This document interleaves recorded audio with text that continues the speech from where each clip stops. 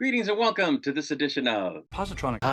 I'm Barry P. Cook. I'm here to talk about the latest episode of Doom Patrol. It was called Youth Patrol.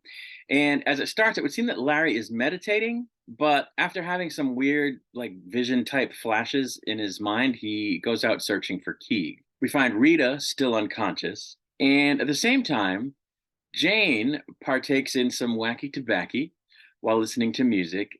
And after briefly gazing at the puzzle piece from last week that gave her a little happy time, she, let's say, engages herself, as it were, and does her best impression of the singer from the Divinals before winding up in the underground unexpectedly, thinking that the others pulled her there while she was en flagrante, as it were. But they didn't, and they don't even know what she was doing. So they didn't pull her down to prevent her from doing the thing she was doing, as she suspects when she first gets there. Anyway, we find that Madame Rouge apparently gave Cliff a car that he can work on and fix up and focus on to distract him from his woes.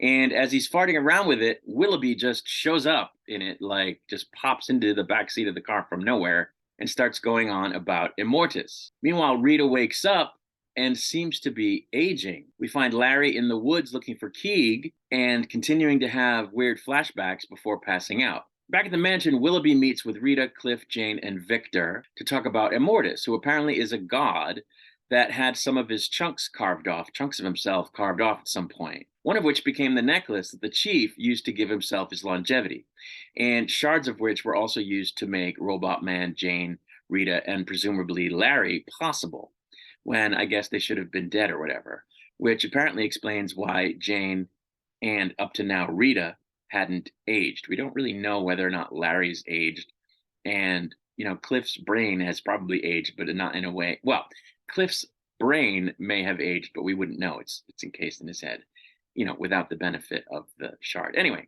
apparently this god wants his pieces back, which would require extracting the ones inside the team, which the team suspects is what explains why Rita was drawn into the film festival a couple of weeks ago, even though they don't know yet that she's begun aging. And they're basing this on her experiences with Dr. Janice. Rita goes looking for whatever might be found in the mansion to get her youth back and almost drinks an unidentified potion, which turns out to be acidic, before Cliff surprises her and she drops the vial, exposing this acidic compound and a sort of cloud that affects the gang and changes them into teenage versions of themselves with different clothes, which is weird. So it turns out that this was a de-aging spell or hex that apparently de-aged them in some aspects, but not others, because they still have their memories of, their whole lives. They're not reverted back to the memories they had when they were teenagers. But apparently it's not a very good spell because it didn't completely work, I guess. Anyway, Madame Rouge says she held her breath, and she wasn't affected because she didn't breathe in the mist. We next see Larry, and he comes to in some kind of a facility where Mr. 104 from the earlier episode is being interrogated. He's being forced to begin a process called air augmentation after a few bureau agents enter the room, and as he does so, the air in the room fills with, bubbles, which then coalesce into sort of a liquid cloud, which was apparently because he extracted what I'm guessing is the oxygenated water from the agents in the room because they pass out and die. And it was kind of gruesome, actually. But it would seem that this was all a flashback or some kind that Larry was having, because he actually comes to in a cabin with Mr. 104, who of course now possesses Keeg, despite the fact that he's been trying to get rid of him ever since Keeg went into him. Back at the mansion, we see that Willoughby apparently can't really use his magic because he's a teenager who hasn't lost his virginity yet, and his magic hasn't come in for that reason. He explains that the hex will keep de-aging them until they disappear, and that he needs to find his former mentor, Miss April, who he suspects can help them out of this mess. When he figures out where she is by the use of his barely working magic, the team gets in Cliff's new car and goes on the road. While on the road and having arrived at a gas station, Cliff and Jane encounter some youths on the hunt for alcohol from whom they would like some of their marijuana. So they basically get them some alcohol. Cliff does anyway, and they trade it for marijuana. Anyway, Cliff and Jane then convince Willoughby to go to a party that their new friends have knowledge of. We then see what seems to be another flashback with Larry, where he's tied to a chair and has his skin exposed in the presence of yet more agents killing a bunch of them. At the party, which is in a pool facility, Victor jumps in, prompting others to do likewise as Cliff seeks to find a way to get high on Molly, and Jane dances as Willoughby seems to partake in the smokage of some marijuana, which is just everywhere in this episode. We learn that Jane was never really a teenager because Miranda was the personality in charge of Kay's body when Kay was a teenager. We then witness her having a sort of vision while she's also high on marijuana, in which she encounters original child Kay, to whom she apologizes for thinking about the puzzle piece woman and apparently for engaging herself and doing her impression of the singer from the Divinals.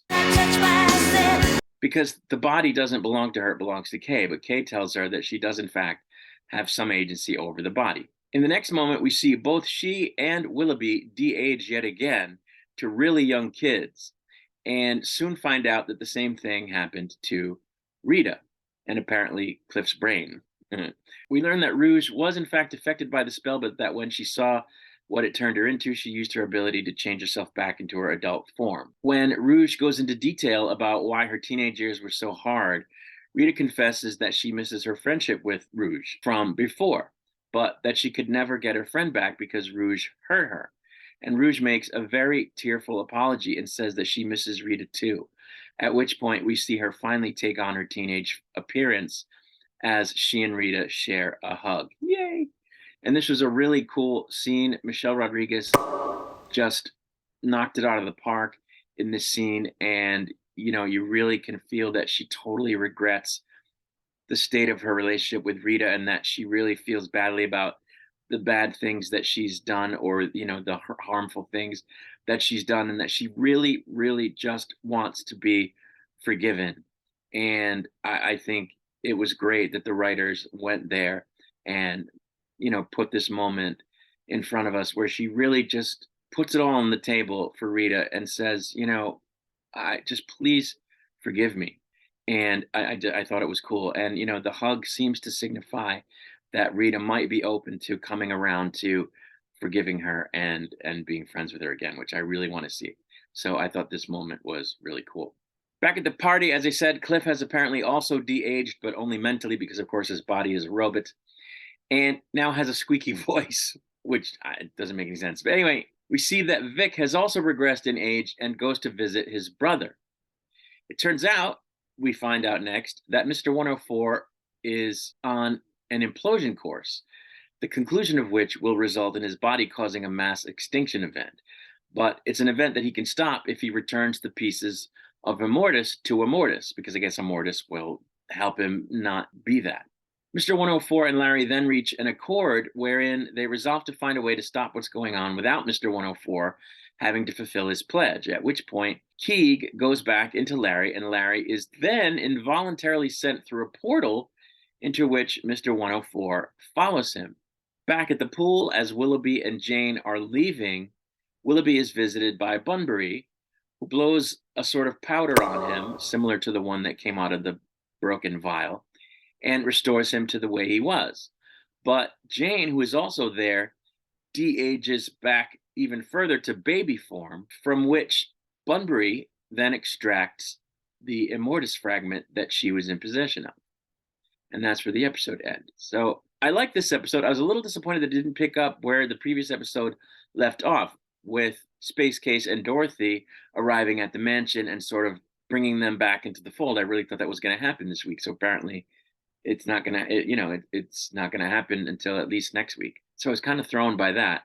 But, you know, I think Willoughby is an interesting character. He's basically a ripoff Constantine, but his involvement tends to make things interesting. And I thought it was cool that they did the de-aging thing. You know, it's a new experience for the team. So that's always good when they keep putting them through these experiences. And, you know, I think it's interesting that we have to see how they're going to resolve this issue of Immortus and how he wants his fragments back, which will cause problems for the team in terms of their ability to not age or in some cases stay alive, depending on what aging would do to them after so long of not aging. So I think it's an interesting plot development. As I was saying, I really liked where they went with Rita and Rouge in this episode. I just thought it was a decent episode. I like shows that are episodic and maybe a little bit serialized, and that's what this is. They do these self-contained stories within the overall narrative that are fun and wacky. And, I like that about the show. I said last week that, the adult characters on this show, unlike Dorothy, tend to whine a whole lot, and they still were kind of doing that in this episode. There's a whole lot of woe is me coming from all these characters. But, I thought it might have made a little more sense this episode because they were sort of in a screwed up situation where they were, kind of like their teenage selves. So they were not their normal selves. And young people have a harder time dealing with traumatic events and processing, unpleasantness. And so it made more sense that they were kind of angsty this week. So it didn't bother me as much, I guess. So yeah, I thought it was a good episode. There's one more episode left before what would seem to be a break. I don't see episode, I guess, 7 listed on IMDb yet. We don't have a date for it. So, because all the seasons have been longer than 7 episodes, so I'm guessing there's going to be more. I don't think they're going to wrap up the season next week. So there's going to be a break of some length, it would seem. So we'll have to see how that goes. But that's really it for now. So I'm going to get out of here. I'll be back with another video soon. Until I return, I wish you peace and long life.